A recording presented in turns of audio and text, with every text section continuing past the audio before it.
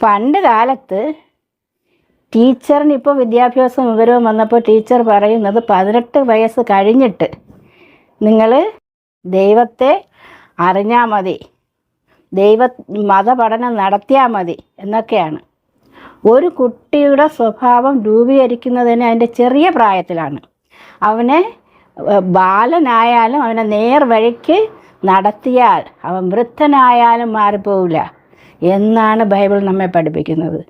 അപ്പം നല്ല വഴിയിലേക്ക് പോകുന്നതിന് വേണ്ടി, നല്ല ചിന്തകൾ കൊടുക്കുന്നതിന് വേണ്ടിയാണ് ബൈബിൾ കുട്ടികൾക്ക് പഠിപ്പിച്ചു കൊടുക്കുന്നത്. അത് ടീച്ചർ വേണ്ടാന്ന് പറഞ്ഞു.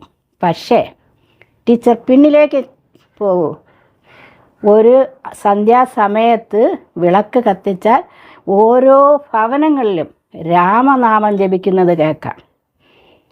ക്രിസ്ത്യൻ ഭവനങ്ങളിൽ പ്രാർത്ഥന, ഒരു പാട്ട് പാടി ബൈബിൾ വായിച്ച് പ്രാർത്ഥിക്കും. ഹിന്ദു ഭവനങ്ങളിൽ രാമനാമം ജപിക്കും. തൊട്ടടുത്ത് മുസ്ലിംസ് ഇല്ലാത്തതുകൊണ്ട് എനിക്ക് കൂടുതൽ അറിയില്ല. അവർ പ്രത്യേക സമയങ്ങളിൽ വാങ്ക് വിളിക്കുന്നത് കേട്ടിട്ടുണ്ട്. ഓരോരുത്തരും അവരവരുടേതായ ദൈവത്തെ സ്തുതിക്കുന്നു. അതാ ദൈവത്തെ ഹൃദയത്തിൽ പ്രതിഷ്ഠിച്ചിരിക്കുന്നതാണ് ഏറ്റവും വലുത്, അല്ലാതെ ഒരു ആലയത്തിൽ കൊണ്ട് പ്രതിഷ്ഠിക്കുന്നത് അല്ല. അതുകൊണ്ടാണ് കുരിശ് ഒരു സ്ഥലത്തും പ്രതിഷ്ഠിക്കാത്തത്. അത് ഒരു ത്യാഗത്തിൻ്റെയും സഹനത്തിൻ്റെയും സിമ്പലാണ്. മറ്റൊരുവിന് വേണ്ടിയിട്ട് ത്യാഗം സഹിച്ചു എന്നുള്ളതിൻ്റെ അടയാളമാണ് കുരിശ്, അത് ദൈവമല്ല. പണ്ട് കുട്ടികൾ സന്ധ്യാസമയത്ത് വിളക്ക് കത്തിച്ച് നാമം ജപിക്കുമായിരുന്നു. ഇന്ന് അതുണ്ടോ ടീച്ചറെ? എന്തുകൊണ്ടത് നഷ്ടപ്പെട്ടു പോയി? വിവരവും വിദ്യാഭ്യാസവും വന്നപ്പോൾ നിങ്ങൾ തന്നെ പറയുന്നു 18 വയസ്സ് കഴിഞ്ഞിട്ട് ഇത് മതിയെന്ന്. അതുകൊണ്ടാണ് വൈകുന്നേര സമയങ്ങളിൽ ഇപ്പോൾ കുട്ടികളിൽ നാമം ജപിക്കുന്ന പരിപാടിയേ ഇല്ലാതായി. എന്നാൽ ഒരു ക്രിസ്തീയ ഭവനത്തിൽ ശരിക്കും ക്രിസ്തുവിനെ അവരുടെ ഹൃദയത്തിൽ കൊണ്ട് നടക്കുന്നവരുടെ ഭവനങ്ങളിൽ ഈ സമയങ്ങളിലെല്ലാം പ്രാർത്ഥനയുണ്ടായിരിക്കും. അതുപോലെ മുസ്ലിങ്ങളും അവരുടേതായ സമയങ്ങളിൽ അവർ പ്രാർത്ഥിക്കും.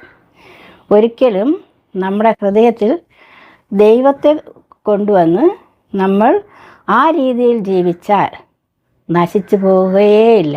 നമ്മുടെ ഹൃദയത്തിൽ ദൈവത്തെ പ്രതിഷ്ഠിക്കുന്നത് ഒരു തോൽവിയേ അല്ല. നമുക്ക് നമ്മുടെ ഹൃദയം വളരെ ശുദ്ധമായിരിക്കും. ആ സമയത്ത് ദുഷ്ചിന്തകൾക്കൊന്നും അവിടെ വസിക്കാൻ കഴിയില്ല. അതാണ് ഓരോ ദൈവവിശ്വാസത്തിൻ്റെയും അടിസ്ഥാനമെന്നാണ് ഞാൻ വിശ്വസിക്കുന്നത്. ഇന്ന് കുട്ടികളിൽ അതെല്ലാം കുറഞ്ഞു പോയി. അതുകൊണ്ട് അവരെ നിയന്ത്രിക്കാൻ ആരുമില്ല എന്നുള്ളൊരു ചിന്ത വന്നുപോയി. അക്കാരണത്താൽ കുട്ടികൾ പല